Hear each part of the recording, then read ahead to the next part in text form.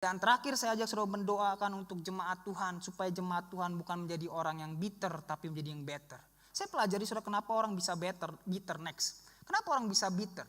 Kenapa orang bisa pahit? Kenapa firman Tuhan luar biasa di mimbar tidak dia terima? Karena bitter boleh next. Pertama dia kecewa. Anak Tuhan mengalami kekecewaan dengan keadaan, situasi seperti Naomi. Atau mungkin dengan seseorang. Akhirnya kecewa itu membuat dia menjadi luka. Dan luka itu menjadi luka batin yang tersembunyi. Kalau luka di tangan ketahuan tinggal diobati. Tapi luka batin bisa disembunyikan. Dan ketika tidak juga dipulihkan luka batin itu, akhirnya apa? Jadi apatis. Sehingga bangun tembok. Kami di cabang minggu lalu kemarin belajar. Bangun tembok. Dan mungkin Bang Anggi bilang, kenapa kita bisa dikecewakan? Boleh next. Kenapa kita bisa luka? Yang pertama mungkin karena tidak dikasih oleh orang tua. Boleh next.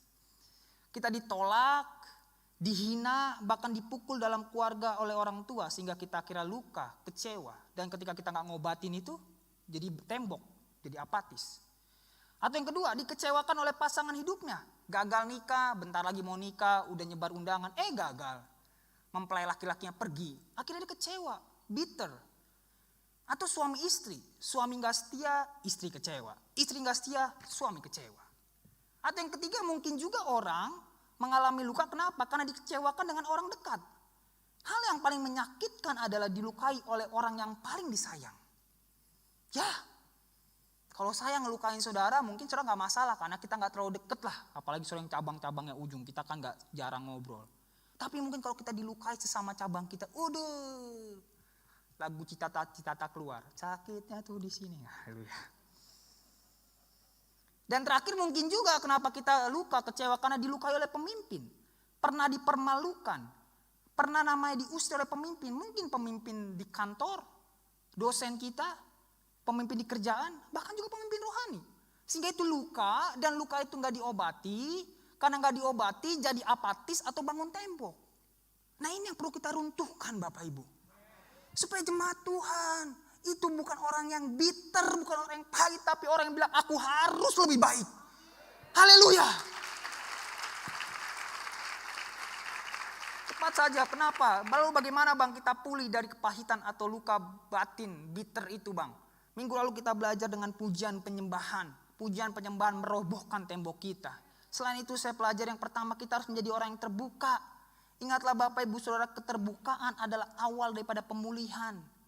Kalau kita sakit, hati kita terbuka di hadapan Tuhan, bilang Tuhan aku sakit seperti Hana. Udah kayak komat kamit Hana saudara. Makanya Imam Eli bilang, kamu mabok? Kata Hana, waduh masih pagi Imam, lagi doa nih, sedih banget nih. Tapi dia ungkapkan isi hatinya kepada Tuhan. Yang kedua, berdiri sebagai pembela. Maksudnya apa? Bukan hanya mengampuni orang yang melukai kita, tetapi apa? Berdoa untuk orang yang menyakiti kita. Doakan dia. Demikian, bukankah demikian dengan Ayub? Ayub 42 ayat 10, saudara bisa ntar baca di rumah. Dia dilukai dengan namanya sahabatnya. Ketika dia mengalami kesusahan, sahabatnya bilang, pasti kesusahan gara-gara dosa. Karena memang pada zaman dulu kayak gitu. Kalau misalkan dia susah karena dosa, kalau diberkati artinya dia baik sama Tuhan. Padahal kita tahu Ayub diuji Tuhan. Tapi sahabatnya bilang, kamu katanya iman, katanya orang beriman, tapi kok anaknya mati. Tapi di Ayub 42 dia bilang gini, Tuhan aku berdoa untuk sahabat-sahabatku. Ketika dia berdoa membela sahabat-sahabatnya, Tuhan pulihkan keadaannya bahkan 2 kali lipat.